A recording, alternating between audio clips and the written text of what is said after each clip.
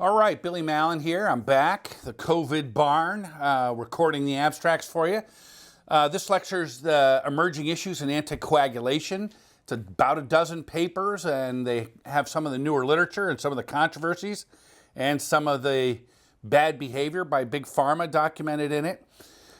Anticoagulation issues are really prominent in emergency medicine. We make and diagnose a lot of patients with new onset Afib, acute coronary syndromes, ischemic stroke, TIA, DVT, PE, and all of these are situations where we may be initiating anticoagulation or managing people who come to the emergency department who've been started on anticoagulation. For a variety of these diagnoses, there are now outpatient strategies, and so we have to become involved in those. And it's not just as simple as prescribing the anticoagulant and sending them home. They need to know what the risks and benefits are, and there's some room for shared decision-making in there. And you need to sort of understand the do's and don'ts with it. And so let's jump right in and talk about it a little bit. First off, just in terms of the names, if the name has an XA in it, like rivaroxaban, that's a 10A inhibitor. And if the names don't, like dabigatran, they're direct thrombin inhibitors. And we see overdoses of these and have to learn how to manage those as well. But because we're involved to a greater extent than ever before in making anticoagulation decisions about these entities, it's really important to get up to date on it. It used to be, for a lot of these patients, we just admitted them. And they might have been admitted for a short term. They might have been started on heparin and then bridged to warfarin and sent home. But we weren't really engaged in those final decision making. Now that we're going direct to an outpatient setting in these, we are increasingly involved in it. And so you need how to take each of those conditions, identify if they're high or low risk, if they're appropriate for it, and then launch. Complications are really no less with outpatient management than inpatient management. And so setting some expectations is really important. They need to know that bleeding can occur. They need to know that their thromboembolic process might recur. They need to know that compliance is really, really important. They need close follow-up. All of this is somewhat challenging for us to set up for them. So let's go to abstract 1 in the series of a dozen that we got, which is looking at low-risk venous thromboembolic disease. Can it go home? It's a January 2019 report. It's a meta-analysis of 7 studies, 1,900 patients, where they compared home versus admission. A lot of the people they said home might have been in the hospital for 24 to 36 hours. So there was still sort of this, we're being asked to do them directly home. A lot of them had some little bridging in there if you look carefully at them. In terms of 7 studies, because of the issues that I'm raising, there are methodology challenges to grouping them all together in terms of them being the same. But they found recurrence of venous thromboembolism the same when they went home. Home treatment was associated with increasing satisfaction and probably decreasing cost, but bleeding and mortality are the same, so some have it when they go home. And obviously, if someone was in the hospital and they developed a bleed, that would be maybe perceived as safer. It's hard to see where the outcomes would change, but they need to be aware that these things can happen to them when they go home. This paper, which is sort of an analysis of what the level of data is and how good is it, how high quality it is, emphasizes that even now, here we are in 2020, this paper is from January 2019, even at that time they indicate that it's low quality evidence that home is okay. And in these studies, they didn't go to a direct oral anticoagulant, they went to low molecular weight heparin. So the early part of this phase of getting these patients home focused on low molecular weight heparin, home administration, and the later studies are going to look at the direct oral anticoagulants in terms of how they perform. Let's go to abstract 2, which talks about outpatient treatment of PE, obviously one of the dicier of the diagnoses. And it's also a Cochrane database thing from 2019. And at that point, they could really only identify 2 prospective randomized controlled trials. They didn't feel there was really enough power in these. There was wide confidence intervals. So again, the Cochrane database is going to report this as low quality evidence.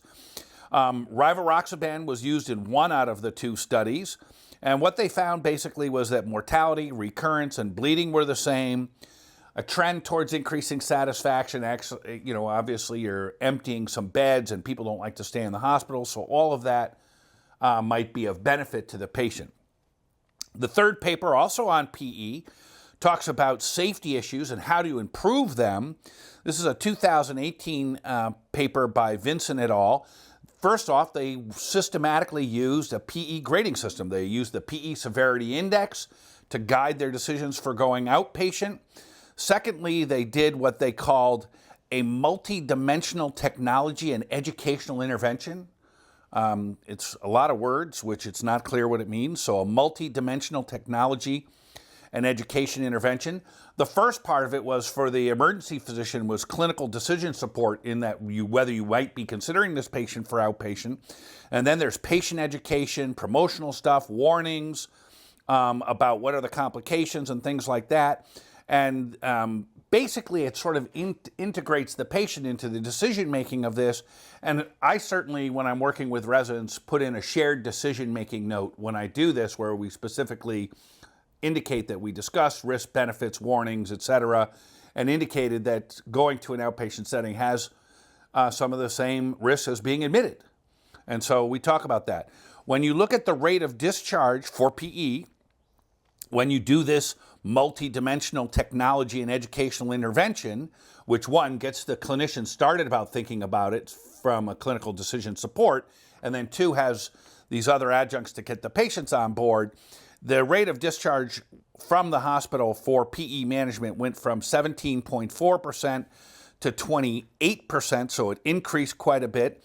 And they felt that this was a safer way because of the clinical decision support doing the math and telling you who was appropriate, so you wouldn't try it on someone who wasn't appropriate.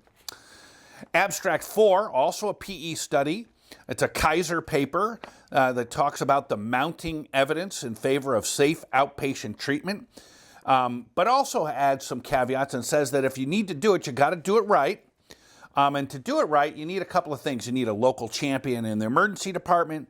You need to have a plan that's fully integrated with your follow-up services for close follow-up. Notably, Kaiser is a vertically integrated system, and where patients are discharged from the emergency room, their records are already communicated to their follow-up person. The follow-up appointments are easy to get. They're all gauged into this sort of vertically integrated system, and so that's really the way to go. They note that when the patients have those complications in an outpatient setting, whether it's bleeding or recurrence, there are MedMAo concerns, and so those need to be addressed as part of the plan. All of this sounds pretty rosy and that you can do it, and a lot of people are doing this. I know certainly at Stony Brook we're doing some of this. But I think it should be done with real care, and a couple of papers say that, and that takes us to 5, which is the final paper on PE that really says sort of how I feel, that while the papers all so far show no change in bleeding, recurrence, or mortality, each of them is somewhere between 1/3 and 0.5%. So 1 to 2% of patients are going to have a problem when they go home. That's not that uncommon. And so you have to be careful. The patients really have to know that. This paper goes on to say that when this happens, the incidence of MedMAo claims may increase. And, in the old days, we used to have the pulmonary critical care people manage this stuff. So this is a shift of MedMAo risk to us with sort of low quality evidence supporting it. You just need to be aware if you're doing it. And I think a lot of us are on this field and playing this game, that you need to do it with real care. You need to make sure your communication lines are clear. If you're dealing with someone who speaks another language, you better have a good translator there to help you get this. You have to make sure that there aren't insurance issues or problems with them getting the meds or some breakdown in that. They need to understand completely what's going on with this and have close follow-up. So yeah, the paper 5 says there are concerns about this.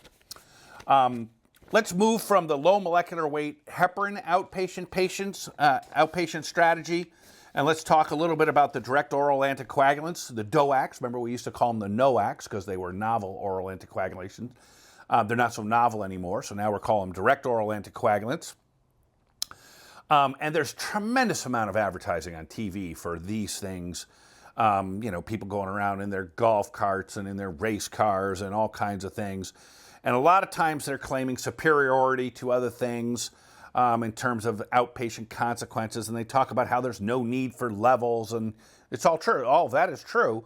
But remember that many of the original studies that were to check these strategies out, and they were big studies with lots of exclusions and like 18,000 patients with 9,000 in each arm and things like that.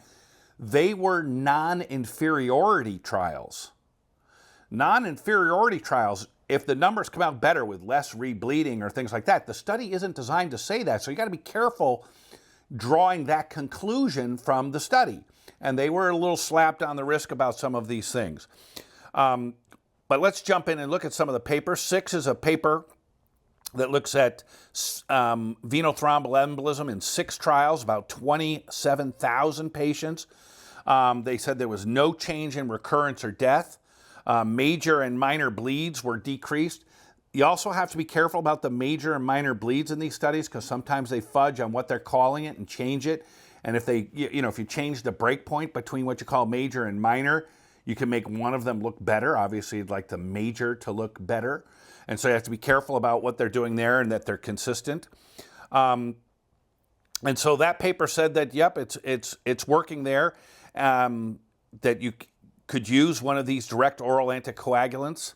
And they were using apixaban. Abstract 7, focus on recurrence and adverse bleeding events. This is kind of an important paper. And Abstract 7 is a Lancet issue, and it got lots of attention because it kind of led you to believe that apixaban was the winner. What they did there was 15,000 plus patients looking at apixaban versus rivaroxaban. They did propensity matching. Theoretically, the two groups were similar and would be expected to have similar outcomes. And what they found was that apixaban had recurrent VTE rates of 3 per 100 person years, as opposed to rivaroxaban had 7 per 100 years. And in terms of major bleeding, apixaban had 3 per 100 patient years, and rivaroxaban had 6. Both sort of pointing out that apixaban might be better and seemed to have improved outcomes for these endpoints. Now, before you get all sold on that, then we get into the next paper, 8, which I think is a really sort of important thing to understand. So, as you know from watching your TV with the direct-to-consumer advertising, there are lots of ads about these things. These are everything a big pharma wants. How so? They're not an antibiotic that you take for a week. They're an expensive medication you take for the rest of your life. They love that.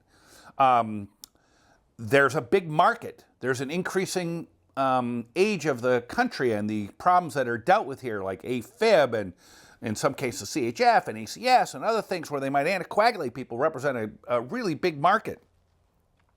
And they're fighting with each other with their different products, whether it's rivaroxaban or apixaban, to capture that market. And so there are multiple arms of big pharmaceutical industry involved. Huge market campaign dollars, speakers bureaus, all the sort of slimy stuff that gets in there. On their ads, they never really talk about all the exclusions that were in their papers, but they want us to go ahead and use it in sort of the free-range patient. Yes, there are cautions, they're in small print, they can't have renal failure, they got to be able to metabolize it, they got to be low risk, etc. But all of that burden falls on us. But Abstract 8, when you know that there's a big market and companies are competing and they're down, in the mud fighting over that market share, what do you think happens? Do you think they behave well? Or with that kind of money at stake, might they cheat? And Abstract 8 found that 22 trials had falsified data in them. 22. I mean, that's systematic falsification of data. 10 out of 22 reports included conclusions that were or would be changed had they not falsified the data. So they changed the data to get the answer they wanted.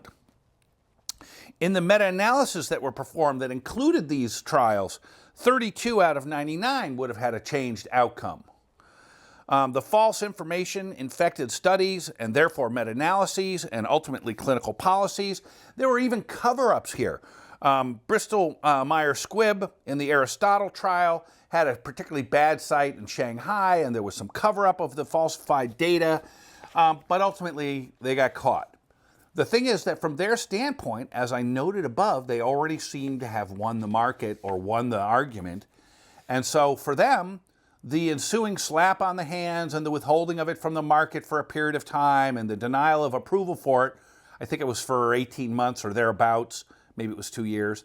But in any event, for them, all worth it. Once they go ahead and say they have the better thing and report their data, etc., for them, it's off to the races. But there was a lot of bad behavior there, including falsification of data, fraudulent reports, and what I would consider illegal activity with some particularly problematic sites. And you need multiple sites because these are big trials that require thousands and thousands of patients in them. And so I guess what I would say about Abstract 8 is, one, star it. Whenever you're hearing this song and dance on the direct-to-consumer advertising, etc., wonder how much of it is actually true. I think 8 is a really important paper to keep in mind. All right, we're going to switch over to Afib now, another one where we might move to an outpatient setting. Remember, it has to be non-valvular Afib. They say so even in the ads. If you have non-valvular atrial fibrillation, it has to be non-valvular. And the first paper, number 9, asks, is the newer treatment, the DOACs, better than the old? And the superiority, when you compare a DOAC to Warfarin, for example, is mostly due to the fact that in the Warfarin side, there's INR control issues. The patient eats some broccoli or takes a couple Bactrim, and now their INR's out of whack.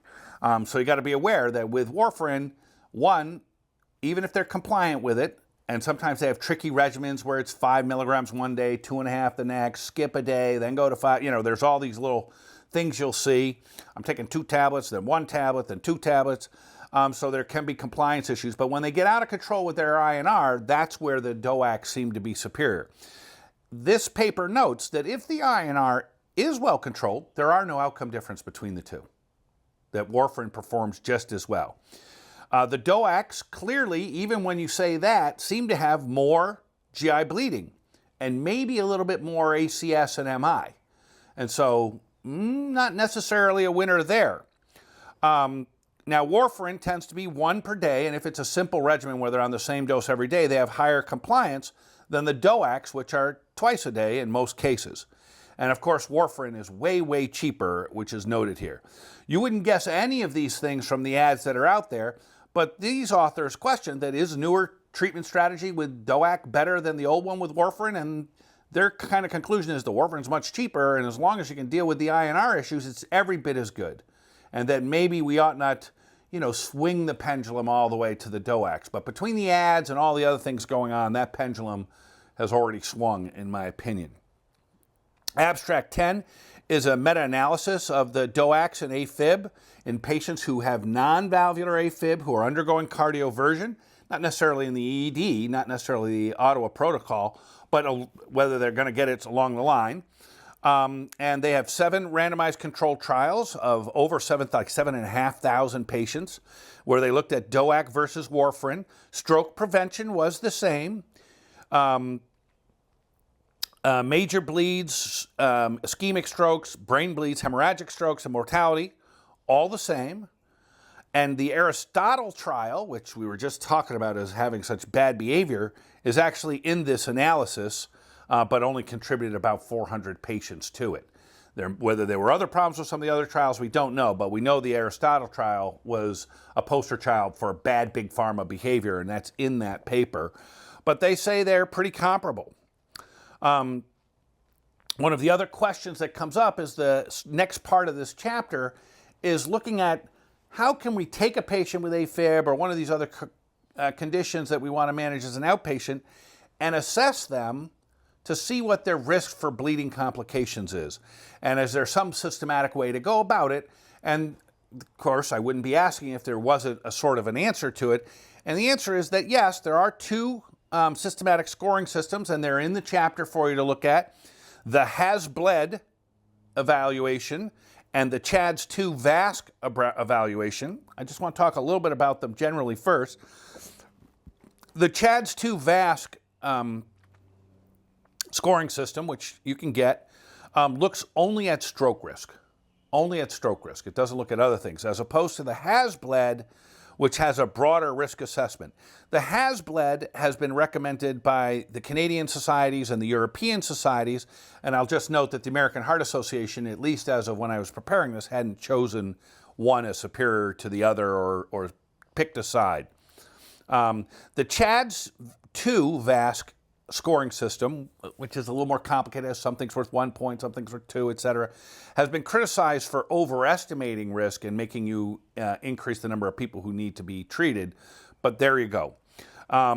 Let's talk a little bit about them. So the HAS-BLED trial, HAS-BLED scoring system, you can max as 9 points. When the score is 0 out of 9 rather, your bleeding risk, that's the lowest it can be, that's as good as it is about 1% per year. All right, so that might be something you want to look at. Once the score is greater than or equal to 5 out of 9, you're over 10% bleed per year. And so that's, identifying a substantial risk category for anticoagulation. Now, in terms of the CHADS-2 VASC, if the score is 0, you're low risk, and you might choose no anticoagulation or maybe just a baby aspirin, although baby aspirin hasn't been studied here. If your score is 1, and there's a lot of ways to get a score of 1, you're low to moderate risk. If it's greater than or equal to 2, you're moderate to high risk for stroke down the road, and so you should anticoagulate them. So the aspirin monotherapy is not been studied, and I would just say that when the CHADS-2 VASC, the risk of stroke is low to moderate, most people are using antiplatelet agents in that setting. All right, so one of the things I would say about this is, in terms of the risks that I see at Stony Brook when I'm managing an elderly patient with something like Afib and sending them home, is neither of these scoring systems have some other risks that I'm concerned about, which is gait instability, balance, what kind of activities can they do, what's their baseline level of coordination, vision, things like that. None of that's in there. They're really just looking for risk of bleeding and risk of stroke. But I think there's a lot of patients who I wouldn't anticoagulate if I see in their old history they've had 2 subdurals and 3 falls in the last couple of years. That would really worry me. And maybe they'd even need PT or OT assessments before you could make a decision. And so there are some concerns, and these are by no means comprehensive. And we look at how these 2 scores have performed. The last 2 papers in this chapter do that, and they find stuff that, given what I just said, are not that surprising. So let's look at them. Abstract 11 is a enormous trial, a meta-analysis done in 2018. 17 trials are in it. They had, as an outcome for this look, where they had both HAS-BLED or CHADS-VASC in there, no tool preference, and neither tool was particularly accurate for identifying who was going to have a bleed. Some patients, regardless of what their risk score was, just bled. They had GI bleeding or other things, because this is a population that has this going on in general, but neither tool was particularly accurate. In 2 out of 17, HAS-BLED was better. And I think HAS-BLED, in terms of comparing the 2 scores, HAS-BLED is being used more nowadays. Certainly, I know that in other communities, they're using HAS-BLED more than the CHADS-VASC2. There were many patients who had unpredicted bleeding that no tool would have identified, and suggest, the authors do at the end of this meta-analysis, that if a patient is really high risk, that for bleeding and other problems, that you might forego anticoagulation and just live with their risk of some of their clot problems. Abstract 12, 21,000 patients, both HAS-BLED and CHADS-VASC were calculated. A diverse population, and the diversity was one of the things they wanted to check here. They divided their population into white and non-white. They don't break it down further than that, but they say it was a diverse population, just to see if the same things come out when you're comparing the non-white population. Fortunately, when the analysis was done, the risks of problems and outcomes for whites and non-whites were both the same. 3% bleed rate per warfarin year, 1.4% bleed rate per DOAC year. And so the DOACs seem to be doing better as the choice there, but don't be overly reassured when you've done a has bled or something like that, some scoring system, that you found all the problems that might be identified and that you can predict who's at particularly high risk. Because both papers 11 and 12 find that these tools, yes, they work a little bit, but they don't identify everyone who's at risk for things. So let's end with our key points and recommendations based on these 12 abstracts. 1, literature support for the safety of outpatient VTE is weak and small and growing, but it does exist and many people are headed that way anyway. Outpatient PE management is gaining traction and may be coming soon to your ED or is already there. It should be paired, in my opinion, with a PE risk assessment, PE severity index or something like that. There's another version of it as well that you might use. 3, DOACs are widely regarded as being as good or better for thromboembolic event prevention, although the literature is less solid about that. DOACs are widely regarded as causing less bleeding, probably true. Warfarin is still perfectly viable, cheaper, and arguably as nearly just as good, particularly if you have a patient who doesn't have compliance issues and can keep their INR well controlled. Some DOAC data, 6, is known to have been falsified, and this has infected many reviews, many meta-analyses, some papers. There's been a lot of bad behavior here as the big pharmaceutical companies try to establish market superiority. 7, when prescribing anticoagulants from the ED, apixaban, dabigatran, and rivaroxaban all have studies supporting their use for either VTE or Afib. 8, bleeding risk can't be accurately predicted, but risk exists, and this should be communicated to the patients. They need to know that there is risk of this. And 9, the has-bled score is probably the most supported tool for discussing and sharing this information, and doesn't just look at stroke, it looks at broader problems in terms of who might be used. And I think the has-bled has gotten general higher superiority ratings by many. So there you have it. Those are some of the issues we're facing. The DOACs are really a challenge for us. I sort of feel like these were all pushed out and market share was being fought over before there were reversal agents for them. So, we would be left to clean up the bleeding messes, and we don't really know yet how to do all that. That's a whole nother topic. And they're expensive drugs that require, some insurance issues to be covered, and you got to deal with pharmacies and things like that. And if you're going to go outpatient with them, with these drugs, you got to make sure your patients can get them, that they know what's going on, and that they know all of the risk factors. So there you have it. Issues in anticoagulation for the EP. Thanks. Bye.